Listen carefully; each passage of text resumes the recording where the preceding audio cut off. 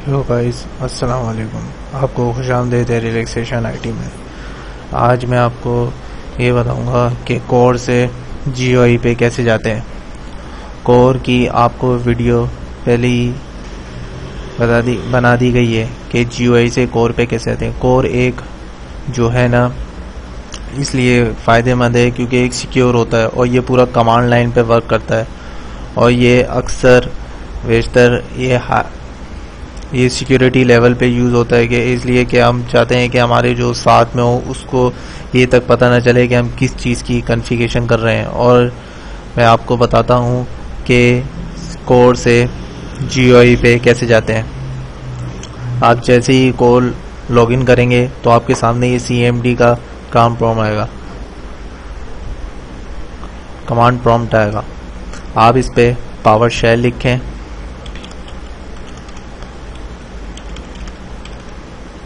Power shell लिख के enter करेंगे तो ये आपके सामने पावर शेल ओपन हो जाएगा। ये पावर शेल। फिर आप यहाँ पे एक कमांड लिखें अगर आपको कोर से जीयूआई पे जाना है। मैं आपको एक चीज़ बता दूं कि बाय डिफ़ॉल्ट अगर आप कोई सा भी 2012 का ऑपरेटिंग सिस्टम इंस्टॉल, उसमें एडिशन कोर इंस्टॉल हो जाता है बाय डिफ़ॉल्ट। कोर और जीयूआई, कोर एक नहायत ही एक सिक्योर होता है। क्या इस पे हम जो है एक सिक्योरिटी लेवल पे काम करते हैं। मतलब आप कमांड लाइन काम करना चाहें, कोई सी भी रोल इंस्टॉल करना चाहें तो आप इस पे रोल इंस्टॉल कर सकते हैं कमांड। जैसे आपको मैं बताता हूँ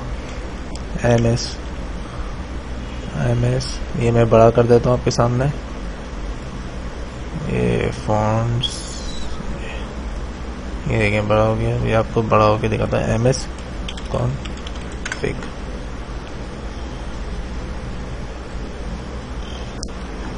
सॉरी, कमांड गलत है, as config।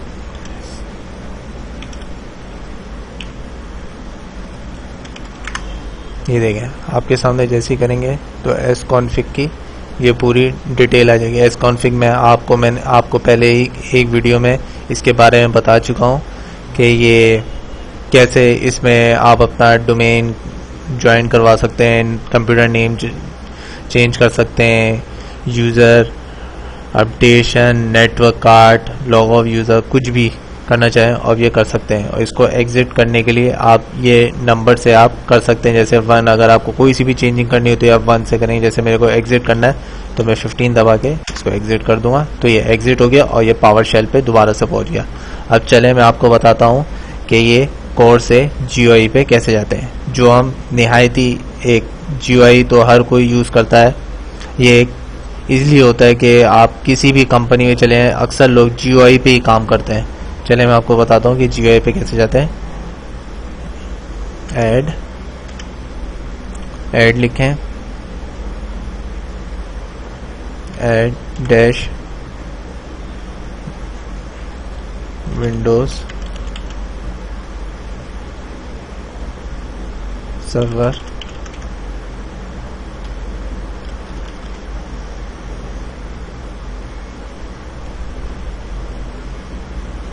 ऐड डैश, आप ये लिखें ऐड डैश विंडोज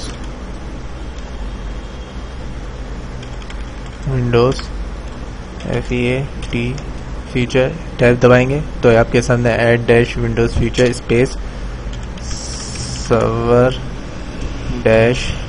डैश को आइफन भी बोलते हैं, आइफन जीयूआई, फिर डैश, फिर शेल, फिर स्पेस, फिर आइफन, फिर रीस्टार्ट कर दें ताकि हमारी मशीन रीस्टार्ट हो जाए।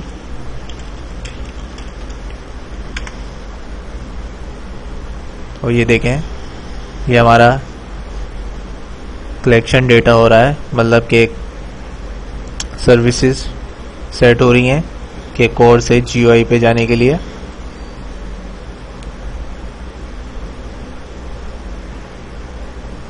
ये आप देख सकते हैं 24 हो चुका है। 24 ये आपके हार्डवेयर के ऊपर डिपेंड है कि जिस तरह का आपका हार्डवेयर होगा उसके हिसाब से ही ये आपकी स्टार इंस्टॉलेशन होगी। क्योंकि अभी मेरे वर्चुअल मशीन में रैम कम है, 1 GB रैम है, जिसकी वजह से ये थोड़ा स्लो होगा पर्पस।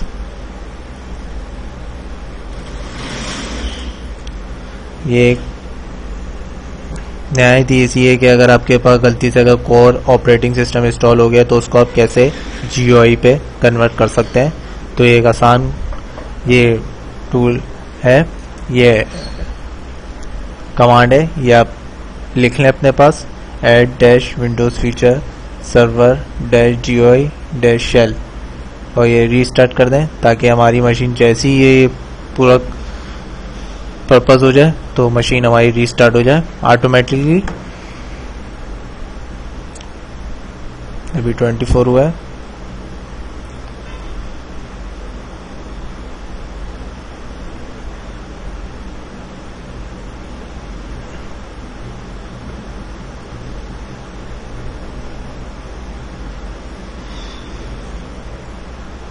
ये 69 हो गया स्टार सेशन, और ये 82 90, ये देख सकते हैं कि 92 तक हो चुका है। ये 92 तक स्टार्ट इंस्टॉलेशन हो चुकी है कोर से GUI जाने के लिए।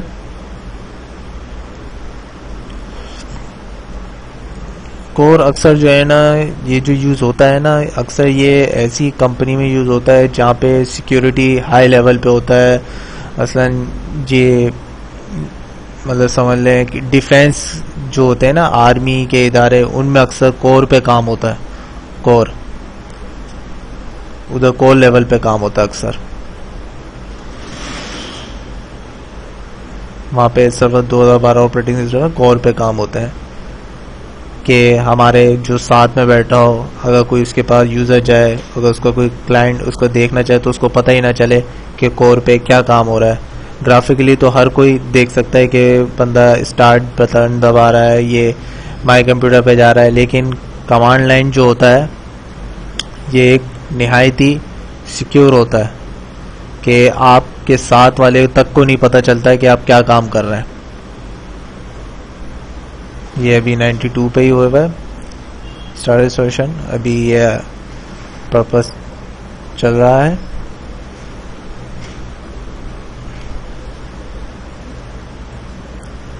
और जैसे ही ये कंप्लीट होगा तो सिस्टम हमारा रीस्टार्ट हो जाएगा।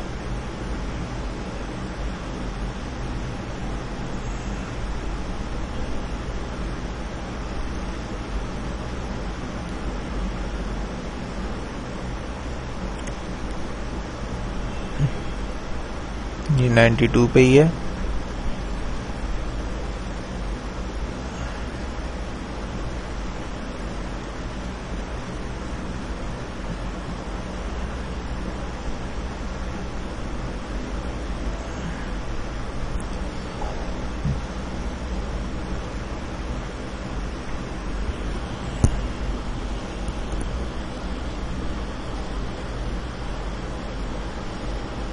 ये अभी तक 92 पे है क्योंकि हमारा जो वर्चुअल मशीन है उसकी परफॉर्मेंस ज़रा स्लो है, तो जिसकी वजह से 92 पे रुका है।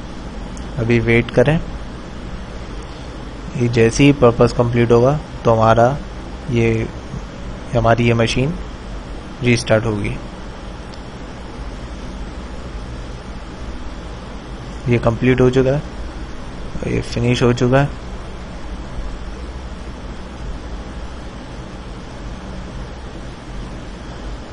ये देखें मशीन अब रीस्टार्ट होगी।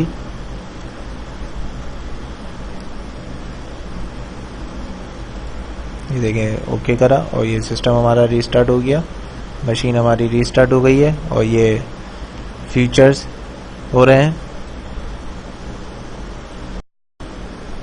16%, 80% कंप्लीट हो चुका है। ये वर्किंग चल रही है फीचर्स की, कि जो हमारा कोड से जो हम GUI पे जाएंगे उसकी ये फीचर्स की वर्किंग हो रही है।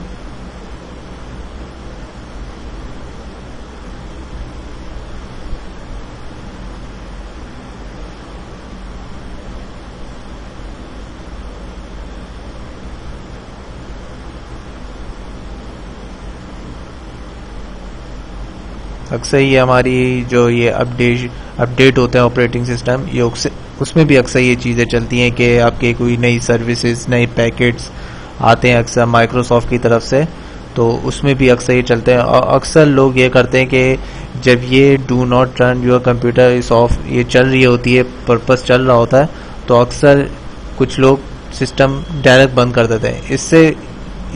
इससे करने से सिस्टम बंद नहीं करा करें, क्योंकि अक्सर ऑपरेटिंग सिस्टम जो है ख़राब हो जाता है। इसकी वजह से ऑपरेटिंग सिस्टम करप्ट हो जाता है और ये माइक्रोसॉफ्ट की तरफ से सर्विस पैक आते हैं, क्योंकि जो हमारे पुराने होते हैं वो उसको रिमूव करता है और ये न्यू करता है। ये देखें वो हो गए, स्टॉप सर्विसेज हुई हैं, फिर रीस्टार्ट करेगा, फिर दोबारा से सर्विसेज चलेंगी रीस्टार्ट होने के बाद, और फिर हम GUI पे पहुंच जाएंगे।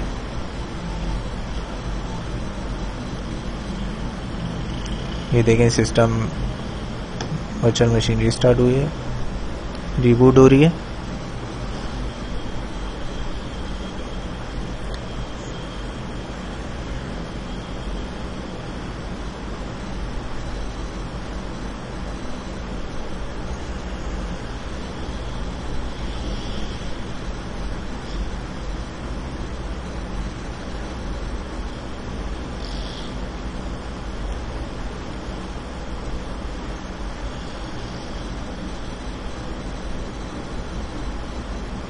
ये रिबूट होने के बाद थोड़ा सा टाइम लेगी, क्योंकि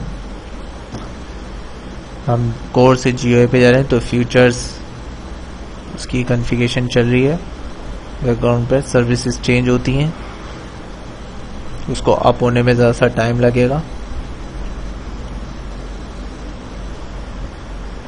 ये देखें दोबारा से फीचर की वर्किंग स्टार्ट हो गई है 35 से।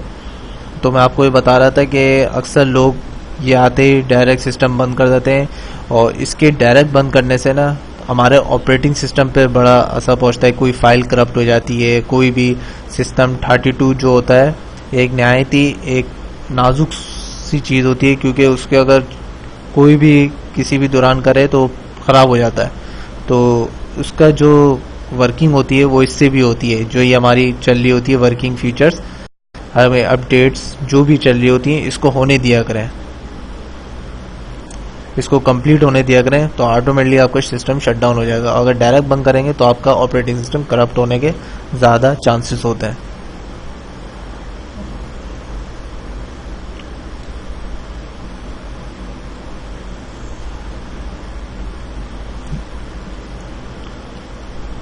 देखिए 90 तक हो चुका है, ये 100 तक होगा कंप्लीट। अब ये सिस्टम हमारा ये देखें, और ये सिस्टम लॉगिन हो गया। और अब हम चलें इसको लॉगिन करते हैं और देखते हैं कि हमारा कोर से GUI पे पहुंचा है कि नहीं। कंट्रोल-R इंसर्ट करें अगर वर्चुअल पे, और अगर बेस पे है तो कंट्रोल-R डिलीट करें, पासवर्ड दें।